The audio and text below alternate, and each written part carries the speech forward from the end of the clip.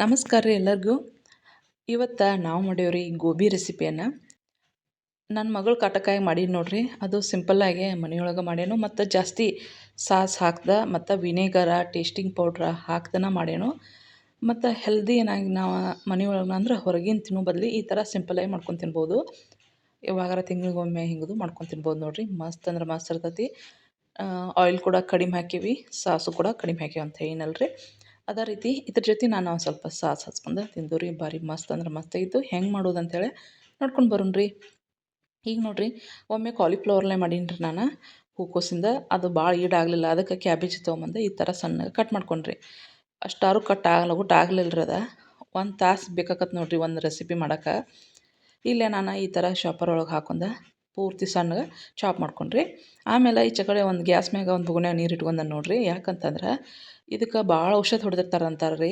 ಇದು ಹುಟ್ಟಿದಾಗಿಂದ ಪೂರ್ತಿ ನಮಗೆ ಗಡ್ಡೆ ಬಂದು ಹತ್ತು ಮಟನೂ ಅಂದ್ರೆ ಕ್ಯಾಬೇಜ್ ಬರೋ ಮಟನೂ ಫುಲ್ ಔಷಧ ಭಾಳ ಹೊಡೆದಿರ್ತಾರೋ ಅಂತಂತಿರ್ತಾರೋ. ಅದಕ್ಕಾಗಿ ನಾ ಇಲ್ಲೇ ಏನು ಮಾಡೇನಂದ್ರೆ ನೀರಿಗೆ ಒಂದು ಸ್ವಲ್ಪ ಕುದಿ ನೀರಿಗೆ ಒಂದು ಸ್ವಲ್ಪ ಅರಿಶಿನ ಆಮೇಲೆ ಉಪ್ಪು ಹಾಕಿ ಚೆನ್ನಾಗಿ ಕುದಿಸ್ಕೊಂಡನು.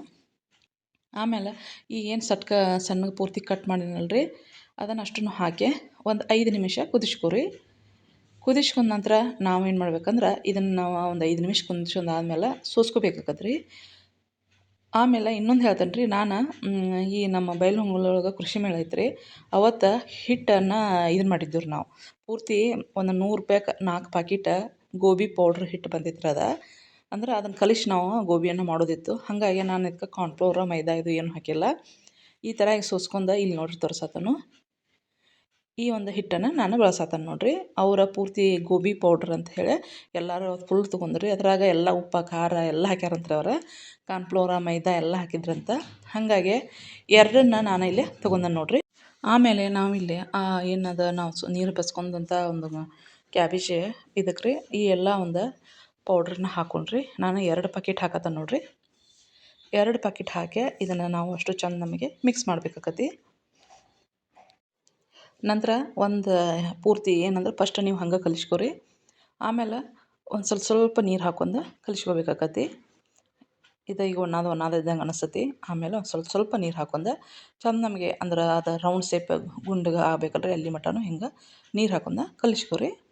ಅದು ಸುಡಾತಿತ್ತು ರೀ. ಹಾಗಾಗಿ ಆರಿಸ್ಕೊಂಡು ನಾನು ಕಲಿಸ್ಕೊತೀನಿ ನೋಡಿರಿ. ನಂತರ ಅಷ್ಟು ಕಲಿಸೀನಿ. ಈಗ ಒಂದು ಕರು ಬಾಳೆ ಅಂತ ಹೇಳ್ತೇವಲ್ಲ ರೀ, ಆ ಒಂದು ಬಾಳ್ಗೆ ಒಳಗೆ ನಾನು ಇಲ್ಲೇ ಎಣ್ಣೆ ಹಾಕೇನಿ ರೀ. ಫ್ರೆಶ್ ಎಣ್ಣೆನ ಹಾಕೇನು. ಈ ಎಣ್ಣೆಯನ್ನು ಕಾದ ನಂತರ ಈಗ ನಾವು ಗೋಬಿಯನ್ನು ಬಿಡ್ಬೇಕು ರೀ. ಈ ಥರ ನಾವು ಗೋಬಿಯನ್ನು ಹಿಂಗೆ ಸಣ್ಣ ಲೋ ಫ್ಲೇಮ್ದಾಗ ಇಟ್ಕೊಂಡು ಫಸ್ಟ್ ಎಣ್ಣೆ ಕಾಸ್ರಿ. ಆಮೇಲೆ ಲೋ ಫ್ಲೇಮ್ದಾಗ ಇಟ್ಟು ಚಂದ ನಮಗೆ ಕರೀರಿ. ಅವ ಕಲರ್ ಚೇಂಜ್ ಆಗ್ಬೇಕು ನಿಮಗೆ ಅಲ್ಲಿ ಮಟನೂ ನೀವು ಚಂದ ನಮಗೆ ಅವನ್ನ ಫ್ರೈ ಮಾಡ್ಕೊರಿ ನೋಡಿರಿ. ಹಿಂಗೆ ಅಷ್ಟನ್ನು ನಾವು ಕರದ ಒಂದು ಇದ್ರೊಳಗೆ ಇಟ್ಕೊಂಡು ರೀ. ಮತ್ತು ಯಾರು ಗೋಬಿ ಫಸ್ಟ್ ಟೈಮ್ ಮಾಡ್ತಿರ್ತೀರಲ್ರಿ ಅವಾಗ ಏನಂದ್ರೆ ಕಾರ್ನ್ಫ್ಲೋರ್ ಹಿಟ್ಟು ರೀ ಮೈದಾ ಹಿಟ್ಟು ಹಾಕ್ತಿರ್ತಾರೆ ನೋಡಿರಿ. ಆಮೇಲೆ ರುಚಿಗೆ ತಕ್ಕಷ್ಟು ಉಪ್ಪು ಆಮೇಲೆ ಖಾರ ಎಲ್ಲ ಹಾಕಬೇಕಾಗತ್ತೆ. ಇಷ್ಟೆಲ್ಲ ನಾನು ಕರ್ಕೊಂಡ್ರಿ. ಇನ್ನೊಮ್ಮೆ ನಾನು ಕಾರ್ನ್ಫ್ಲೋರ್ ಹಿಟ್ಟು ಮತ್ತು ಮೈದಾ ಹಿಟ್ಟನ್ನು ಯೂಸ್ ಮಾಡಿ ಯಾವುದೇ ರೀತಿ ಗೋಬಿ ಮಾಡ್ಬೋದು ಅನ್ನೋದು ಕೂಡ ತೋರಿಸ್ತೇನೆ ರೀ. ಈಗ ಇಷ್ಟೆಲ್ಲ ಕರೆದು ಇಟ್ಕೊಂಡು ಈಗ ಒಗ್ಗರಣೆ ಕೊಡೋಕೆ ಎಣ್ಣೆ ಒಳಗೆ ಎಲ್ಲನೂ ಎಣ್ಣೆ ತಗೊಂಡು ಒಂದು ಸ್ವಲ್ಪ ಎಣ್ಣೆ ಇಟ್ಕೊಂಡು ಇದಕ್ಕೆ ಸಣ್ಣಗೆ ಉಳ್ಳಾಗಡ್ಡಿ ಕಟ್ ಮಾಡ್ಕೊಂಡಿದ್ದು ಅವ್ನು ಹಾಕೀನಿ ನೋಡಿರಿ. ಅಂದ್ರೆ ನಮ್ಮ ಮನ್ಯಾಗ ಕ್ಯಾಪ್ಸಿಕಮ್ ಅನ್ನೋದು ಎಲ್ಲ ಆಗಿಬಿಟ್ಟಿತ್ತು ರೀ. ಇನ್ನು ಶುಕ್ರವಾರ ಸಂತಿತ್ತು, ಅದಕ್ಕಾಗಿ ಗುರುವಾರ ಮಾಡತ್ತೀನಿ ನಾನು. ಮೆಣಸಿನ್ಕಾಯಿ ಹಾಕೀನಿ ರೀ. ಆಮೇಲೆ ಅಷ್ಟೊಂದು ಚಂದ ನಮಗೆ ಮತ್ತೆ ಮಿಕ್ಸ್ ಮಾಡ್ಕೊರಿ. ಮಿಕ್ಸ್ ಆದ ನಂತರ ಇಲ್ಲೇ ನಾವು ಶುಂಠಿ ಬೆಳ್ಳುಳ್ಳಿ ಪೇಸ್ಟನ್ನು ಮನೆಯಾಗ ಮಾಡಿದ್ದೆ ಐತ್ರಿ, ಅದನ್ನು ಕೂಡ ಈಗ ಆ್ಯಡ್ ಮಾಡ್ತೇನೆ ನೋಡಿರಿ. ಶುಂಠಿ ಬೆಳ್ಳುಳ್ಳಿ ಪೇಸ್ಟನ್ನು ಕೂಡ ಆ್ಯಡ್ ಮಾಡ್ತೇನೆ. ಅಷ್ಟೊಂದು ಚೆಂದ ಮಿಕ್ಸ್ ಆದ ನಂತರ ಈಗ ನಾನು ಸೋಯಾ ಸಾಸ್ ಹಾಕತ್ತೇನೆ ನೋಡಿರಿ. ಭಾಳ ಹಾಕತ್ತಿಲ್ಲ ರೀ, ಕಡಿಮೆ ರೀ. ಭಾಳ ಯೂಸ್ ಮಾಡಬೇಡಂತಾರೆ ಸಾಸ್ಗಳು, ಹಾಗಾಗಿ ಒಂದು ಸ್ವಲ್ಪ ಅಷ್ಟು ಹಾಕೀನಿ ರೀ. ಒಬ್ಬೊಬ್ರು ಏನು ಮಾಡ್ತಾರೆ ಭಾಳ ಹಾಕ್ತಾರೆ. ಆನಂತರ ಇದಕ್ಕೆ ರೆಡ್ ಚಿಲ್ಲಿ ಸಾಸ್ ಐತೆ ರೀ, ನನ್ನ ಮಗಳು ತೆಗೆದು ಹೊರಗೆ ಹೋಗಿದ್ದಾಳು, ಅದನ್ನು ಸ್ಕಿಪ್ ಆತ್ರಿ. ಅದು ಫ್ರಿಜ್ನಾಗ ಇಟ್ಟಿರ್ತಾನೆ ರೀ. ಆಕೆ ಇನ್ನೂ ಈಗ LKG ಅದಾಳ ರೀ. ಒಟ್ಟು ಏನು ಮಾಡಲಿ ಏನು ಬಿಡಲಿ ಅಂತಿರ್ತಾಳು. ಹಂಗೆ ಯೋಚನೆ ಮಾಡ್ತಿರ್ತಾಳೆ ಏನು ಮಾಡಲಿ ಇವತ್ತು ಅಂಥೇಳಿ. ನಂತರ ಮೊನ್ನೆ ನಮ್ಮ ಅಪ್ಪಾರು ಬಂದಾಗ ಒಂದು ಸ್ವಲ್ಪ ಸ್ವೀಟ್ ತಂದಾರ ರೀ. ನಾನು ಡಬ್ಬೆ ತೆಗ್ದಿಟ್ಟನು. ಆಕೆ ಅದನ್ನು ನೋಡಿ ಹೋಗಿ ಫ್ರಿಜ್ನಾಗ ಇಟ್ಟಾರ ಸ್ವೀಟ್ ರೀ, ಪೇಡೆ ರೀ. ಮರನಿಂದ ನಾನು ಅವೆಲ್ಲ ಫುಲ್ ತಂಪಗಾಗಿಬಿಟ್ಟವು. ಈಗ ನೋಡಿರಿ ಟೊಮೆಟೊ ಕೆಚಪ್ ಹಾಕಿ ಅಷ್ಟೊಂದು ಚಂದ ಮಿಕ್ಸ್ ಮಾಡ್ರೆ ನಮ್ಮ ಗೋಬಿ ರೆಡಿ ಆಯಿತು. ಮ್ಯಾಗ ಒಂದು ಸ್ವಲ್ಪ ಏನು ಮಾಡಿರಿ ನೀವು ಅದು ಕ್ಯಾಬೇಜಿದ್ದು ಫ್ಲವರ್ಗಳು ಕಟ್ ಮಾಡ್ಕೊದಿರ್ತೈತಲ್ಲ ರೀ ಲೈನ್ ಹಂಗೆ ಹಾಕಿರ ನಮ್ಮ ಏನಂತಂದ್ರೆ ಹೋಮ್ ಮೇಡ್ ಗೋಬಿ ರೆಡಿ ಆಯಿತು. ಇದಕ್ಕೆ ನೀವು ಇನ್ನೂ ಸ್ವಲ್ಪ ನೀರು ಹಾಕಿ ಮಾಡೋದಿತ್ತು, ಆದ್ರೆ ನನಗೆ ಇಷ್ಟ ಇದು ಅನ್ಸತ್ತಿತ್ತು. ಅದಕ್ಕಾಗಿ ನಾನು ಇದನ್ನು 2ನೇ ಸಲ ರಾತ್ರಿ ಮಾಡಕತ್ತ. ಎಲ್ಲರೂ ನಮ್ಮ ಮನ್ಯಾಗ ಲೈಕ್ ಮಾಡಿರಿ, ಮಸ್ತಾಗಿತ್ತು ಅಂತೇಳಿ.